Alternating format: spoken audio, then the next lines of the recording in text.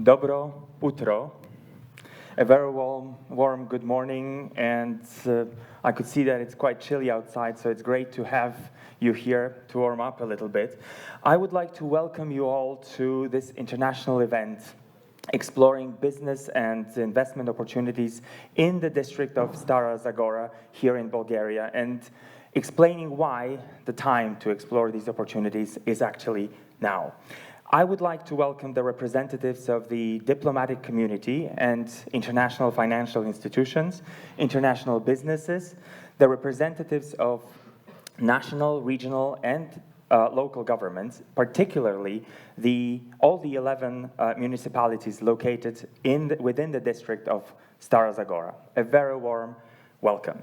Also, Bulgarian businesses, academia, startups, thanks for being part of these important discussions. I promise we will offer a wide range of perspectives, and we will translate the impact of the global challenges into the Bulgarian context and the context of the region of Stara Zagora. My name is Andrew Robel, and I am the founding partner and the chief reinvention officer of Emerging Europe, which is a policy and management advisory based in London and looking and taking care of 23 countries of Central and Eastern Europe, including Bulgaria. Before we start with our discussions, I invite Živko Todorov, the mayor of Stara Zagora, to join me on stage and officially open the conference. Mayor?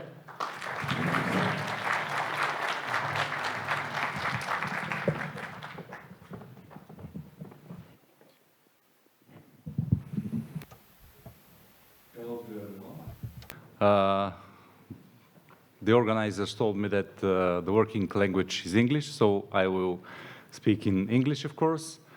Thank you very much for being here. Welcome in Stara Zagora. It is a big challenge for me to have this meeting here in Stara Zagora. I would like to thank to our partners from Emerging Europe, all the companies that are here for this discussion. Of course, to all our partners that we work, and of course the team of the municipality, which is great and did a lot of nice job during the past few years. Of course, Stara Zagora is a region in transition, as you know, because the Green Deal affects us. So we have a lot of challenges, but also a lot of opportunities. Stara Zagora is a region with good location. Stara Zagora is a region with good working force. And of course, Stara Zagora has many opportunities connected with the future investments that we expect to attract here, because we have a lot of industrial land that is supposed to be included in the industrial zone Zagore. And I'm sure that the companies that will come in Stara Zagora will see these opportunities, will see Stara Zagora as future partner, and of course we see them as future investors here. And I'm sure we can make good partnership and make progress. And Stara Zagora, I think, is one of the most attractive regions now in Bulgaria. Of course, there is no government still in Bulgaria, which is a bit of circumstance and obstacle in front of our ambitions.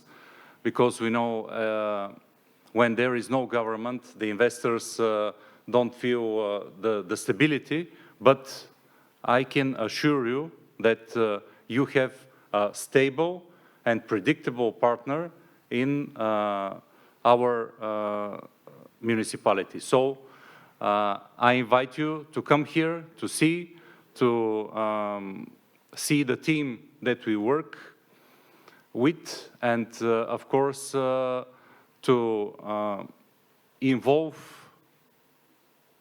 your activities with municipality of Stara Zagora, because we can give this business climate that everyone wants, and of course everyone will try to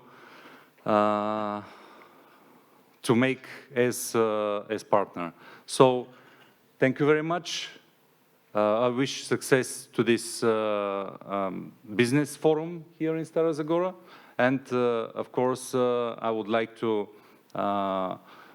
invite you next year to make it bigger and to make it more white. Thank you very much. I wish you success. Благодаря. Thank you, Mayor. Before we start with the fireside chat, which is the next point of our meeting, I would like to make a couple of housekeeping notes. So the discussions, just like the mayor said, the discussions are going to be run in English. So if you haven't yet collected a headset, I just had one of those here. You can still do it outside. If you are joining us online, you can select the language in which you would like to participate below the view window on the screen. We are going to be joined by speakers remotely from South Korea and from Germany or Brazil.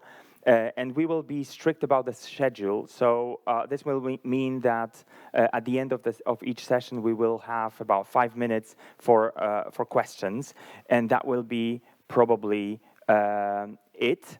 But our speakers will remain here in the hall throughout the event, so there will be an opportunity to ask questions, to speak with them. If you ask a question here, please introduce yourself and ask a very concise question, so we can keep the pace. Like I said, all the speakers will be here during the coffee break and the lunch break, so that's an opportunity to speak with them. Now, back to the agenda. This conference was preceded by robust market research conducted by PwC and Emerging Europe. And now I would like to invite Albena Markova, who leads the advisory public sector practice at PwC in Southeast Europe and is also the sustainability platform leader for PwC Central and Eastern Europe. Albena, thanks for joining us.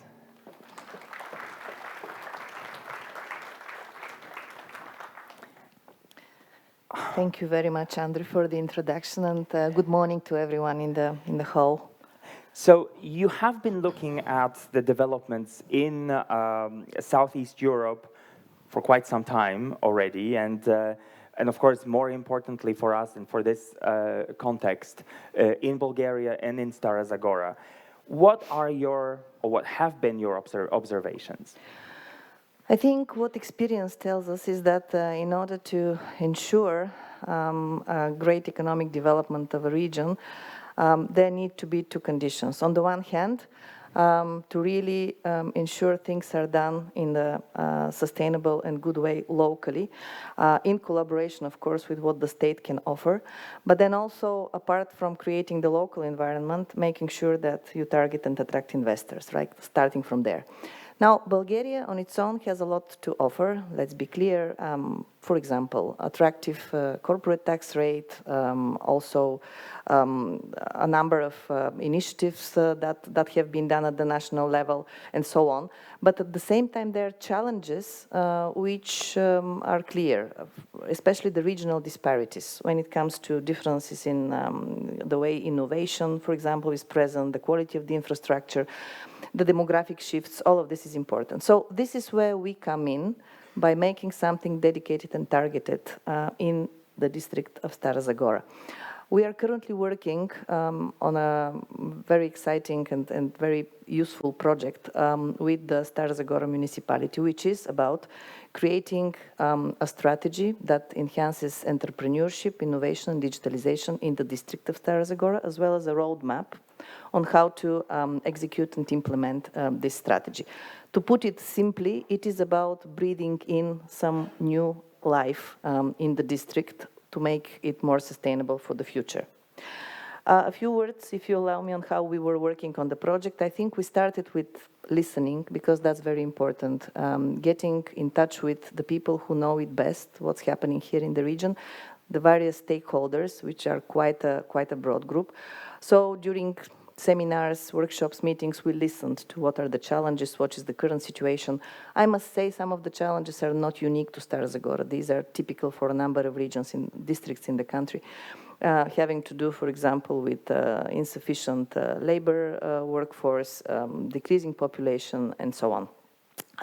So this we established, but we didn't stop there. Then we kind of got all the stakeholders together with the experts that we're providing, and started working on co-creating a strategy that would take the district towards a future where, by creating a different economic profile of the region, there will be a thriving conditions for young people to stay here and to see their future in the Stara Zagora district. That was the important outcome.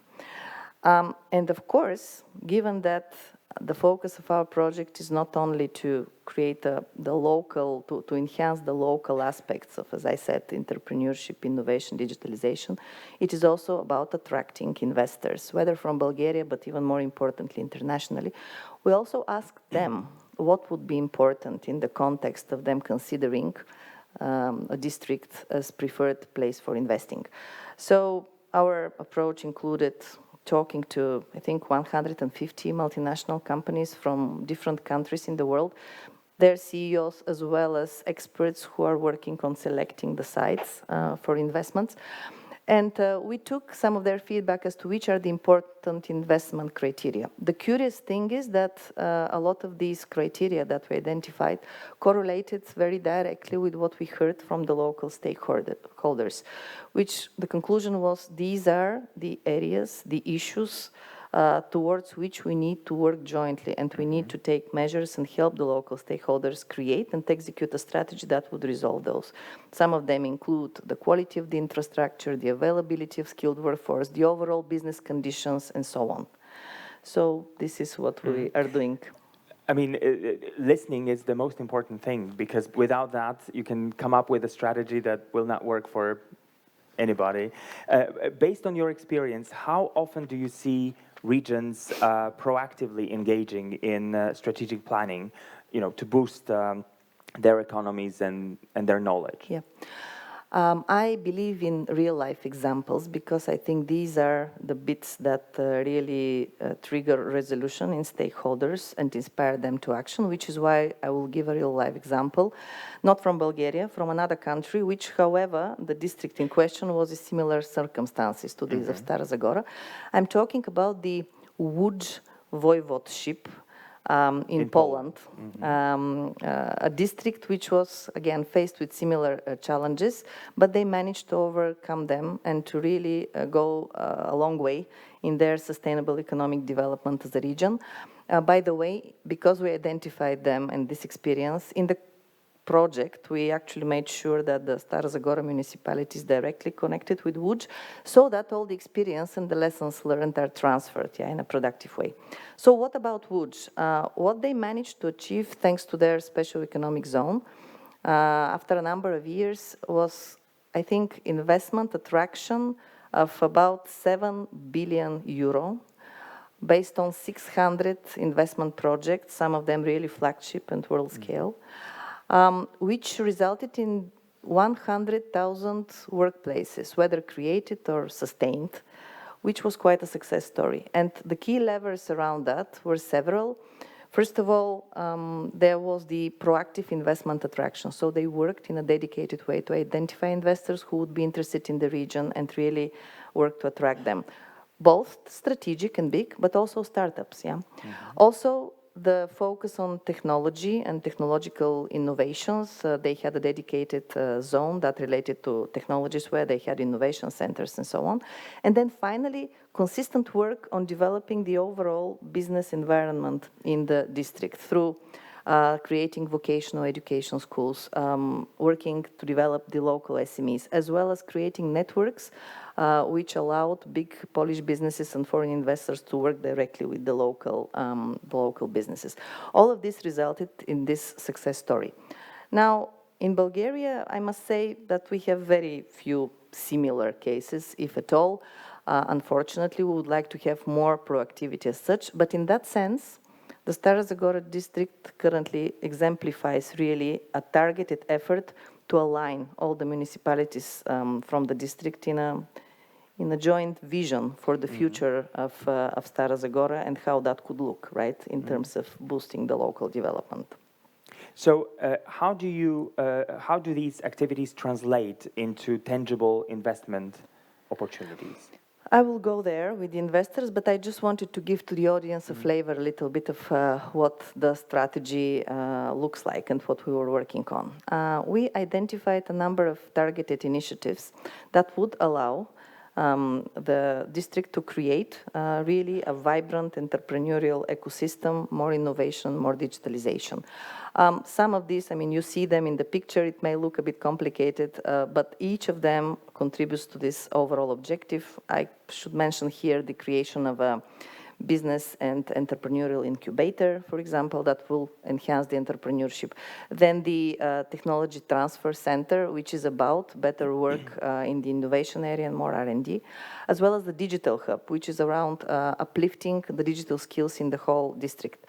And all of this will, at some point of time, integrate into an overall regional EID center and campus that will be working over the next few years to develop this in the region.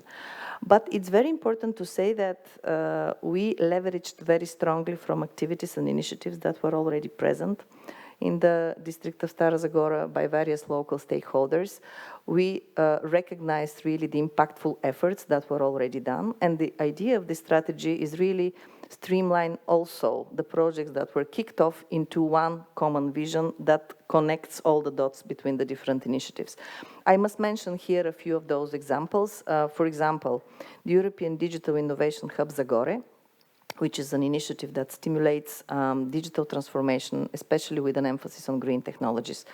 Then the Coalition Project, which is an innovation hub connecting different coal regions in several countries, such as Bulgaria, but also Greece and Romania, and helping them towards green transition.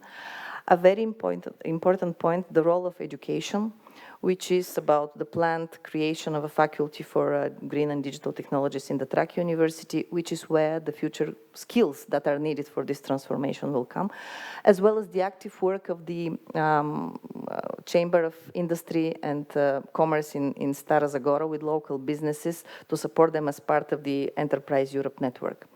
So the idea of the strategy is to amplify all of these efforts and then also build on new ones towards something that connects all the different dots and also creates something new and additional.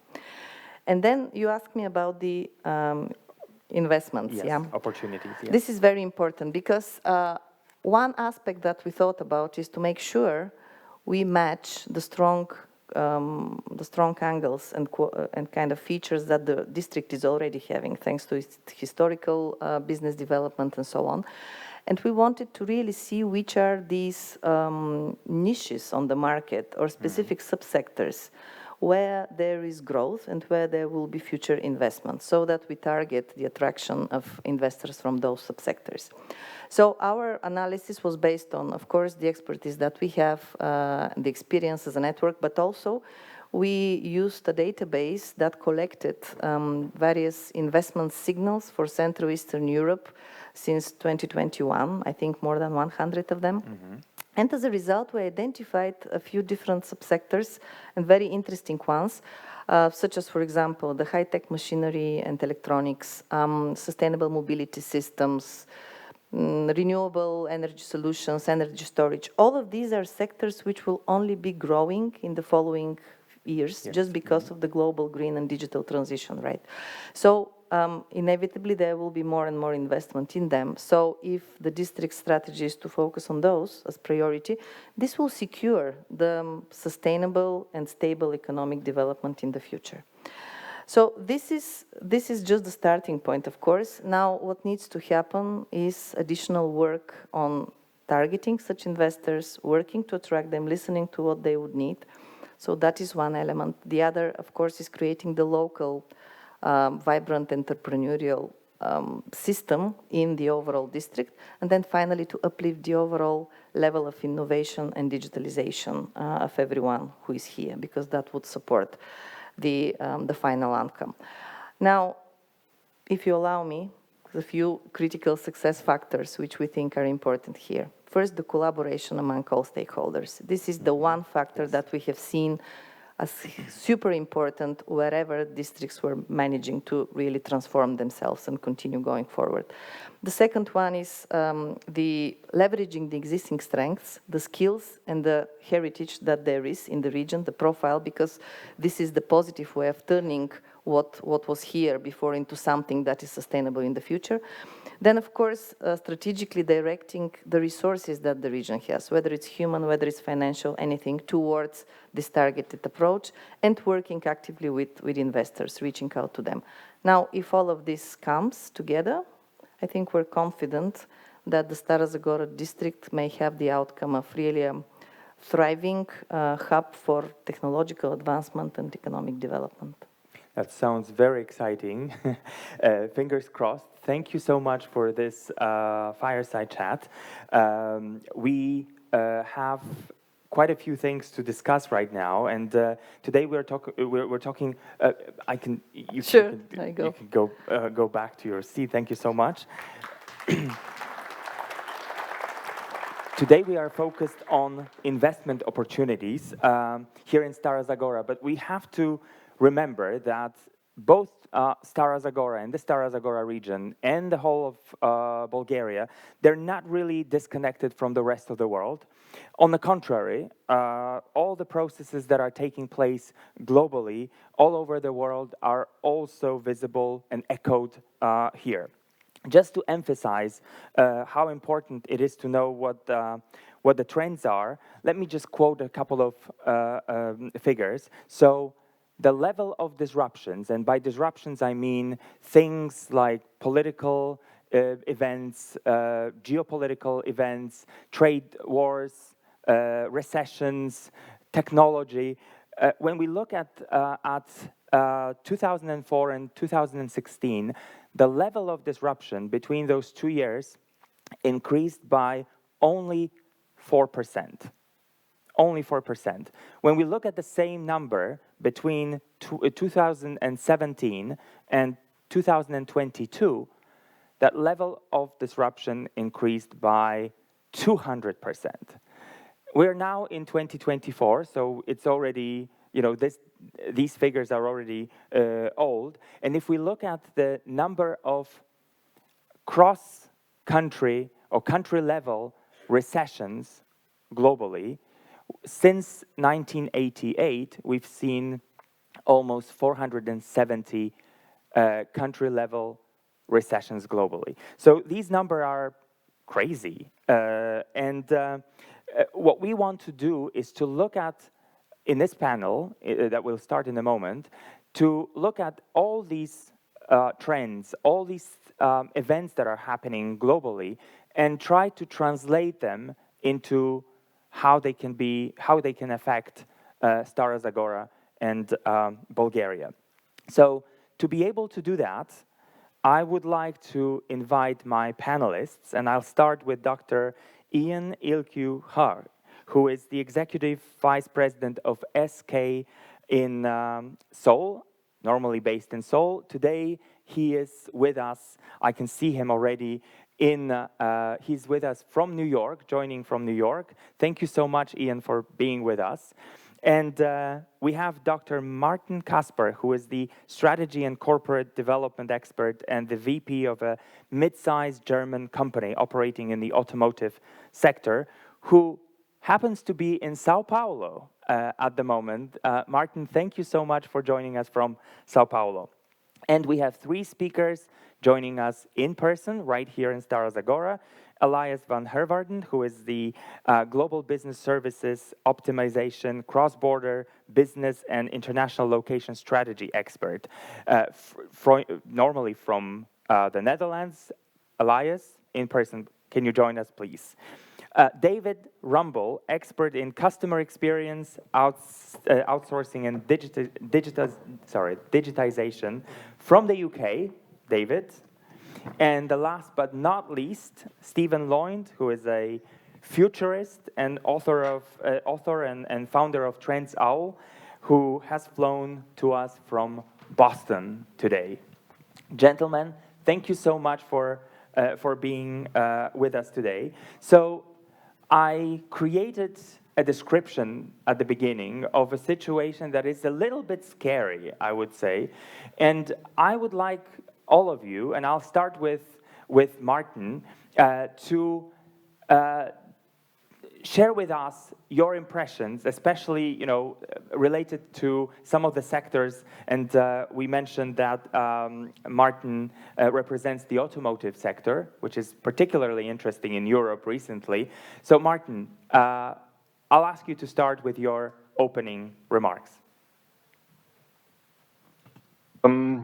In terms of all the things you described, the problems, the differences, the disruptions, I think some of them cannot be managed, some can. And sort of the title of our panel is FDI and Technology.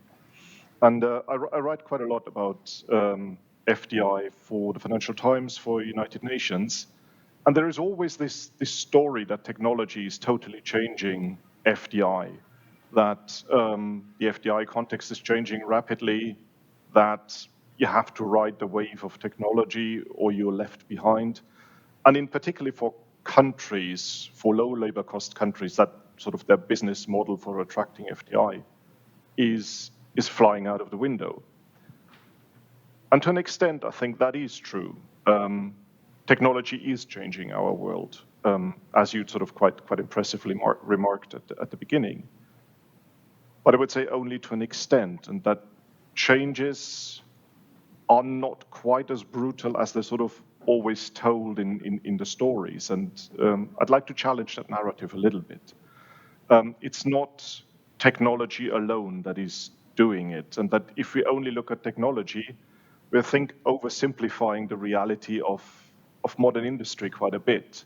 The reality is far more nuanced, and exactly in playing that sector between technology and humans lies a lot of opportunities for places like Stara Zagora. And the reason why I'm so hesitant is that I see a lot of limitations in full automation. You hear a lot about sort of lot size one manufacturing. You hear a lot about the vision of sort of lights out factories, complete automated factories with no humans. But the reality looks different. Most companies for most products don't fully automize. In most cases, they have only semi-automation. And sort of the repetitive, the precise tasks are done by machines. But the majority of tasks, sort of the variable bits in between, they're still done by humans. And I don't want to contradict you with sort of the wave of change that is coming upon us, but I think we need to look very carefully. Mm-hmm. What actually is the change, and how does the change impact on us? And if we think in terms of FDI for regions like Stara Zagora, sort of the uneducated, untrained masses of workers, they're probably losing out in that future of technology. And in that regard, sort of the tail of the change of low labor cost FDI is probably true. But you still need workers, and you need workers who sort of do the bits in between the automation, and you need workers who sort of can operate with robots and with cobots. And sort of in FDI policy terms, that probably means as a region, as a country, you shouldn't overregulate. You should make sure that you educate your people that they're ready for the 21st century. And this is, and then largely what Albina Markova from PwC just also said, sort of the investment in education is one of the key factors. And lastly, sort of the topic of incentives. Most incentives are sort of geared or hinged on the number of jobs created. In the world we're heading towards, that's probably not the metric that gets you into the future. So to your opening statement, is the world changing? Yes. Is it doing away with some of the old logics of FDI attraction? Yes, absolutely. But I would argue if you play your cards well, there's a lot of space for you to grow. So that sounds like an opportunity.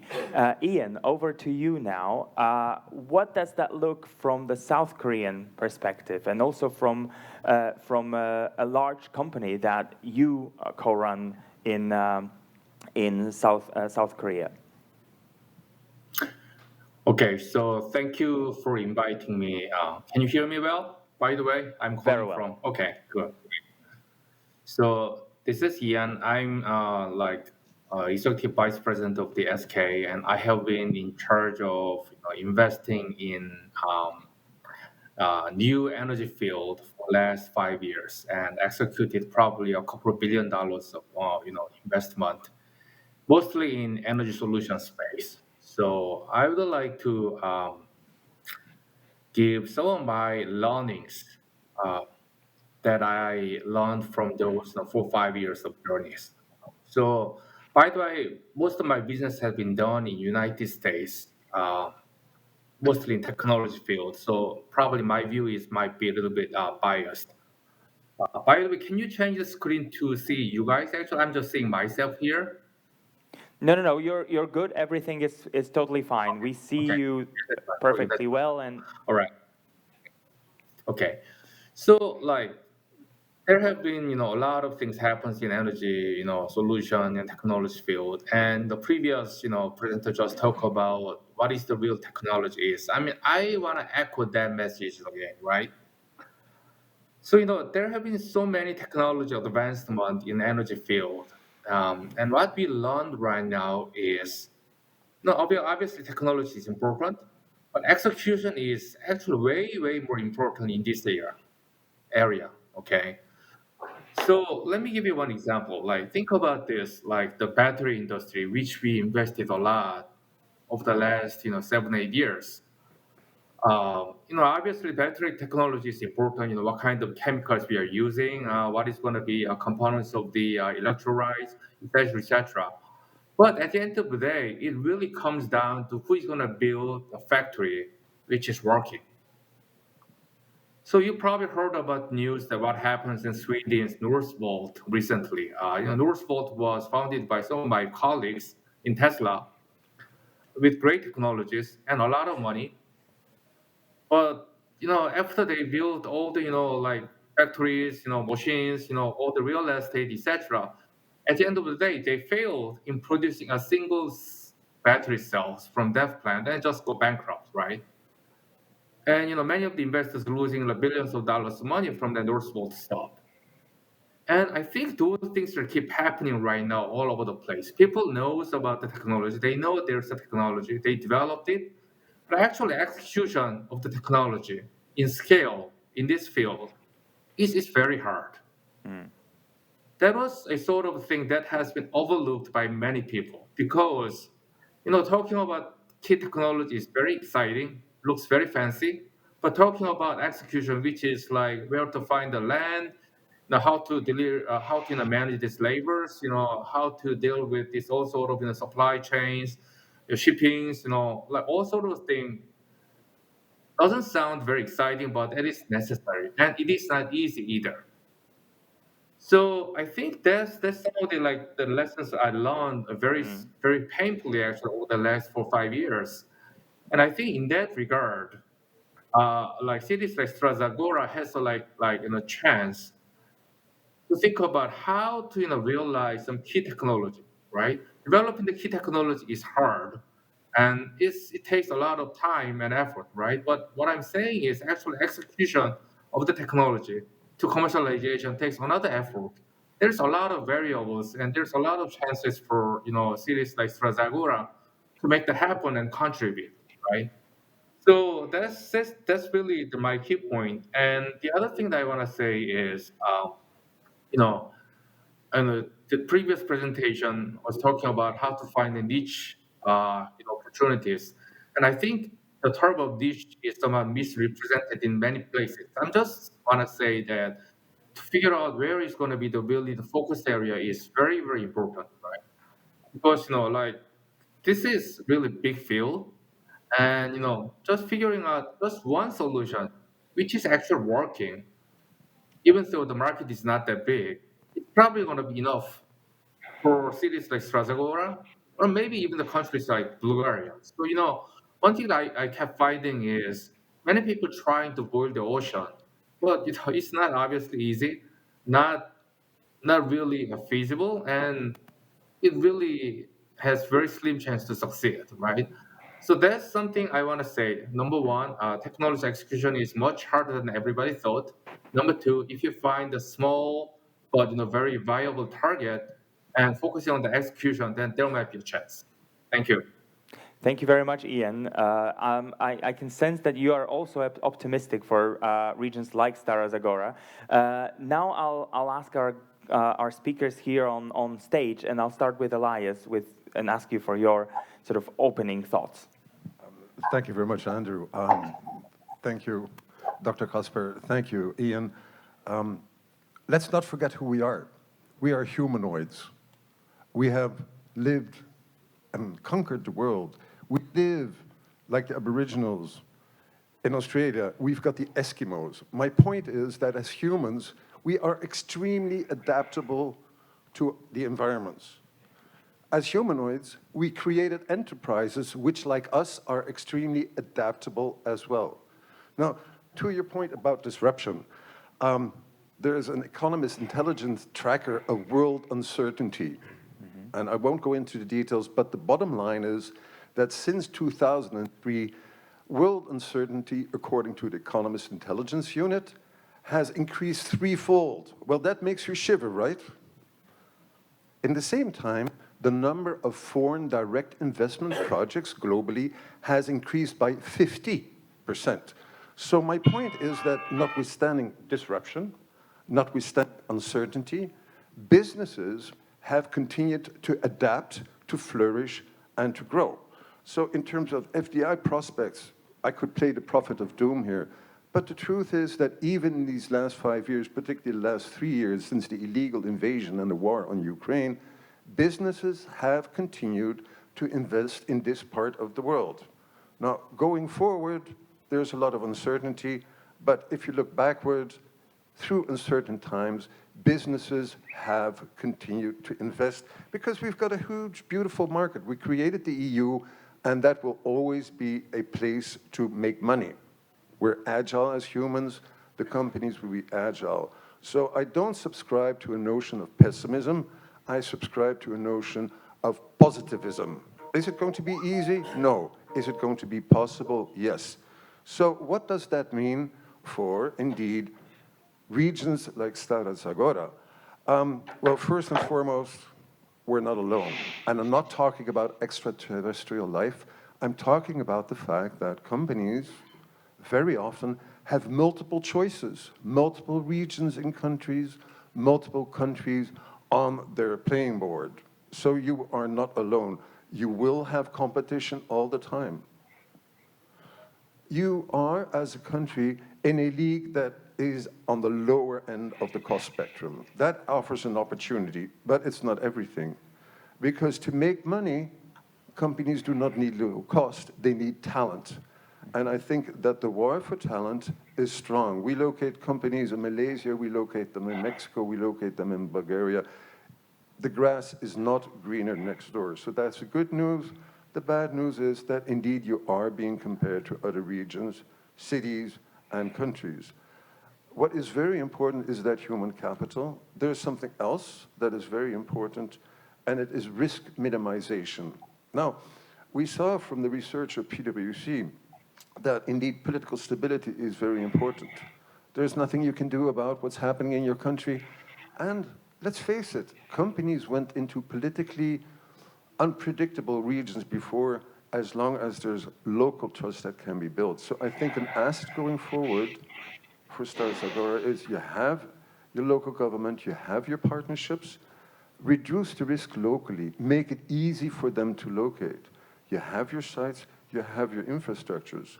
So with foreign direct investment continuing, with national level political stability, and I could cite many examples. I mean, we located companies in Poland only 4 years after the wall came down.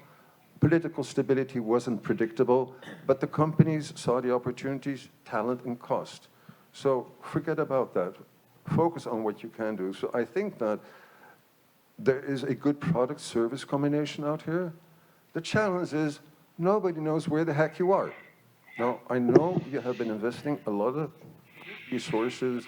There's good feedback on how you do your communication. But I think a key thing is to get your name out there. And not to everybody, because you cannot be everything to everybody, but on key sectors. We saw some examples that PwC are suggesting that could be an angle to focus on. But the key is focus on what you're good at. Also realize that the industries of the past are in the past. You will have to transition. That will take time. But if you focus on the key elements that you have, if you communicate well, I think there's definitely a good future. A key thing, and then I will end because I know you're looking at me to zip it. Yeah. Infrastructurally speaking, what I like about this, so you are between seas and oceans. You've got the east-west axis, you've got the north-south axis. I would submit that that offers a great opportunity, not only for manufacturing, but also for Europe-serving services. So that's my... Thank you so much for that. Quite broad, but we're going to come back with some questions, follow-up questions. Dave, go ahead. Yeah. Morning, everybody. Dave Rumble from the UK.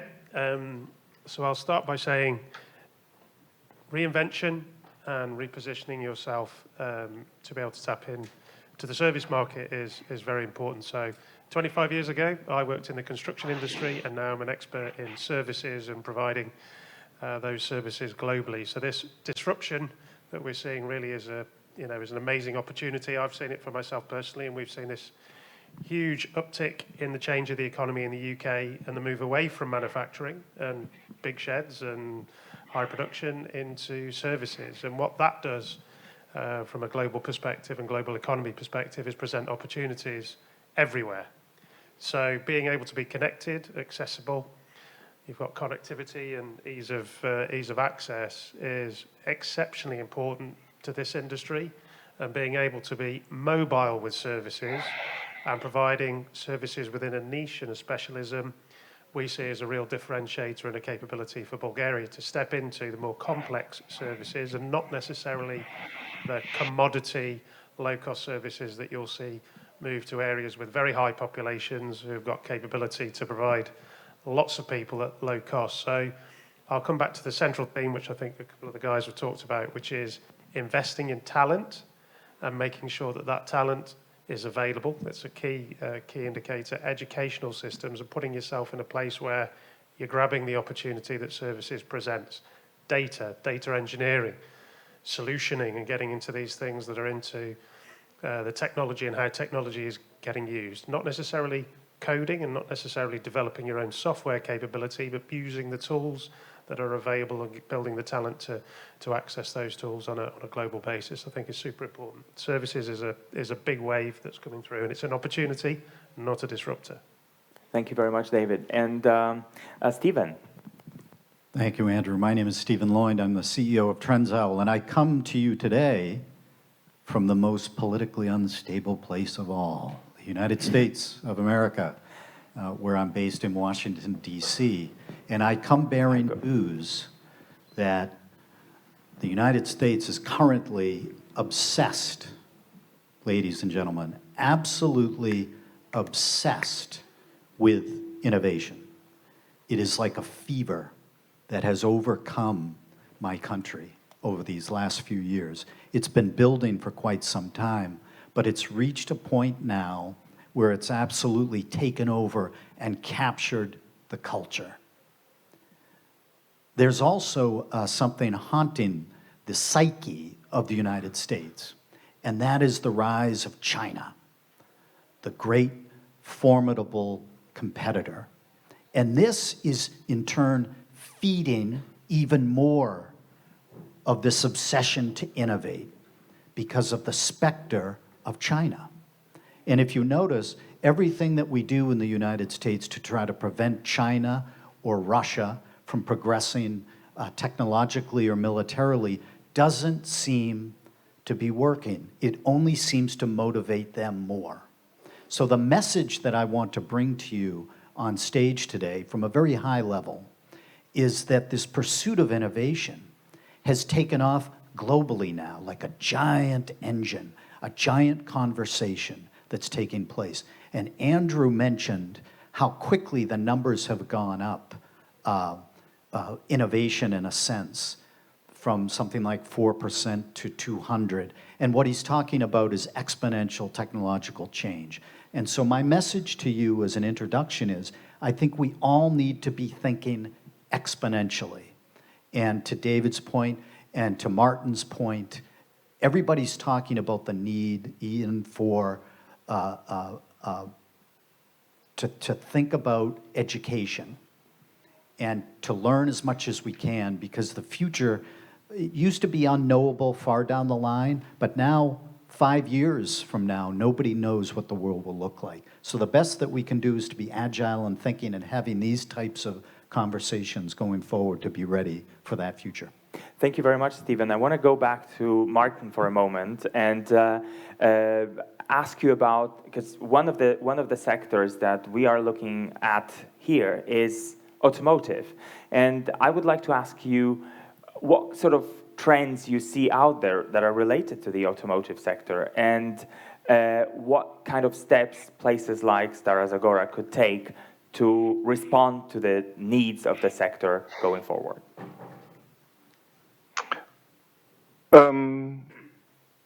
Maybe to Stephen's excellent point about the obsession of the United States on innovation, I think, yes, that is undoubtedly true, but I think there is also another obsession, and that is called tariffs. And overall, we see a movement towards more protectionist measures. So in the automotive industry or in manufacturing in general, I think we've seen the high point of a global economy where we're sort of exchanging goods and trading goods around the world. And I think with tariffs and local content regulations coming in, that flow is probably going down a little bit. So I might contradict a little bit my previous speakers that, you know, manufacturing is sort of a thing of the past and services is the future. I think in the world we're heading towards a more regionalized and a less globalized world. I think more manufacturing is to be done closer to where the products are being used. That is on account of protectionism, that is also on account of the carbon footprint those products carry. So I think in the future we will look far more carefully whether we can produce closer to home as opposed to shipping goods around the world. And I think this is probably one of the bigger trends I see in automotive as well as in all manufacturing industries, that a key determinant is where is the product used as opposed to where can you most cheaply produce that. And with sort of what I said at the beginning, technology allowing us for the first time ever to produce without the labor cost content being the key determinant where that is happening. So I think we will see a reduction in trade flows, and we will see, to Elias's point, we'll see an increase in FDI, and that increase in FDI is very largely driven by where is the demand. And I would agree with Elias, Europe is a fantastic place, a big market, a market supported by purchasing power. There's a lot of good reason to have FDI in Europe. And if you play your cards right, you're the location where it's going to happen. And what would you say it means for places like Stara Zagora? I mean, producing closer to home, how can Stara Zagora benefit from that, potentially? Stara Zagora is within the European Union. So yes. the boundary of customs, of protection, of CBAM, sort of all those aspects. I mean, they don't have to only be tariffs. They also can be environmentally driven, like CBAM, the carbon border adjustment mechanism that is discussed at European level. As long as you're within the market, take first one. The second one, as said, I believe innovation and technology is changing the world, but it isn't doing so wholesomely. It is an iterative process. You rather have semi-automation than you have full automation. So there will always still be an element of the need for labor. With the demographic shifts in most European countries, and a labor is hard to come by. And well-educated labor, and that's going to the point that had been mentioned a few times, well-educated labor is a bit like gold dust. So if you can position yourself as a location with surplus labor that is actually ready for the 21st century, hey, you're sitting on a lottery ticket. Thank you very much for that. Ian, now over to you. Renewables is also, or green energy, is also one of the areas that Stara Zagora sees a potential. How, if you look at the global trends in the energy sector, what would be your key points here? What are the trends and how they could be potentially translated into investment in places like Stara Zagora? Okay, so in my previous comments, I talk about how hard it is to execute the technology, right? Yes. So I think that the overall, or at least what I'm trying to do from now on is, try to find a place to execute the technology, right? For example, like I think one of the great. Ian, can you hear us?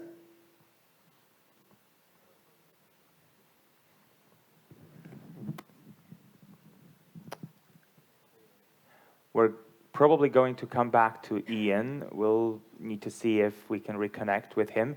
Elias, can I go over to you? Can you look at, can you sort of comment on what Martin and Ian have said so far? I think they spoke about regionalization. Yes. The global village is over.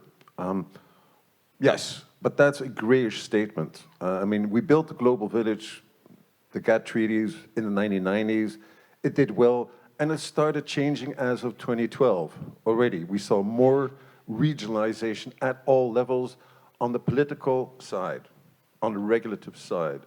So what we are seeing, and I think that is an opportunity for all of us here in Europe, no matter how strong or how weak the European economy is, companies will need to be more in Europe than before in order to be business in Europe. So that's good news. But do not expect a 747 with potential investors landing and coming to Stara Zagora, because the companies have invested huge amount of money and intellectual capitals in their global supply chains. You don't move around the factory just like that. It's probably the last thing you want to do, but it is something you will be doing and seeing over the next decade. So in terms of increased FDI, and Martin said it, Ian hinted to it, I absolutely agree. But it's not going to double. It's what, like Vice President Al Gore said, he spoke about a big wheel moving slowly, and it will take 10 years. But opportunity is when preparedness meets something that's happening out there.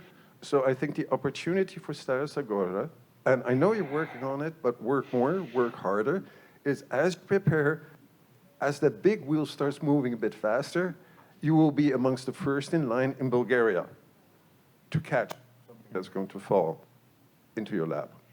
Thank you very much. Ian, we can come back to you right now. Sorry, we lost you for a moment. So sorry. There was a little bit of network, things.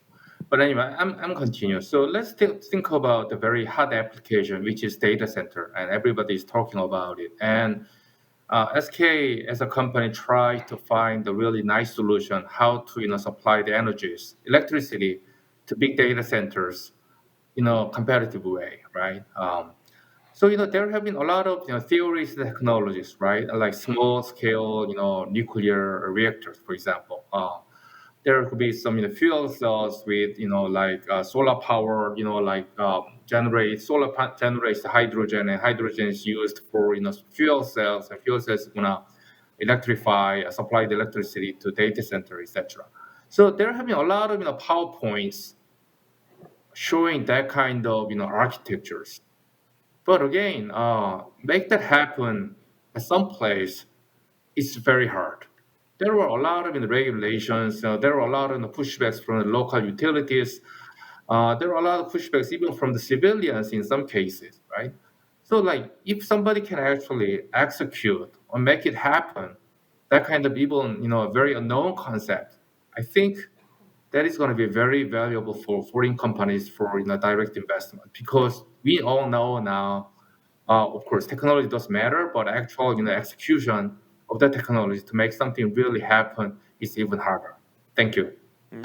Ian, I want to follow up on what Elias said a moment ago about the importance of being in Europe if you want to sell in Europe.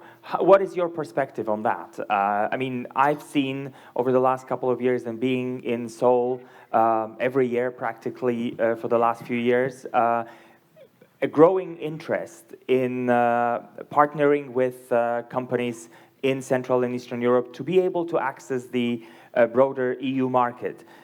Is that something you see as well at SK and more broadly in South Korea? Well, yes, yeah. I mean, we already invested a lot of money in Hungary, for example, right? Hungary we built a big battery plant over there. Many South Korean, like conglomerates are investing a lot of money in Poland, and Poland is becoming a sort of the hub for electrical appliances and cars, etc., as you may know, right? So my question is, what is going to be that target industry area for Bulgaria? I mean, just forget about South Korea or whatever companies, right? But what is going to be the really niche area that you can actually do better than anybody else, right?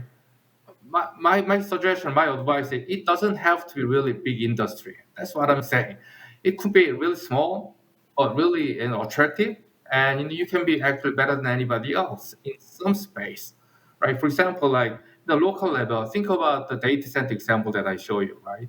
I know the Bulgaria is pretty close to Turkey, many of the like Eastern Europe, countries. There are a lot of, populations. And at some point, everybody wants to use ChatGPT as like we are using smartphone, like chatbots, whatever, right? And think about all the computing power which is required to make that happen. It's going to be really enormous, and it can't be really solved in global level. It has to be local, right, to make that happen. So, like, I just think about that kind of, opportunities.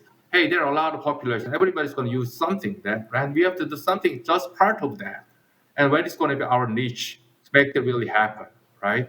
But again, my point is, I saw a lot of, like fallacies. People are just talking about a lot of great things, like what is the size of the electric vehicles, what's the size of the like, solar panel market, etc. But that is not really meaningful at the end of the day. Just have to focus on some small area which is meaningful, and doing better than anybody else is something you really have to do. Thank you. Thank you very much. Very interesting. David, I want to go to you now. And I want to look at, because another sector that is one of the interesting sectors in Stara Zagora is around IT and perhaps to some extent call centers and that area. So customer experience as well. I want to ask you about the competition that is coming from other locations, and I'm not necessarily only talking about Europe. Last time we saw each other was in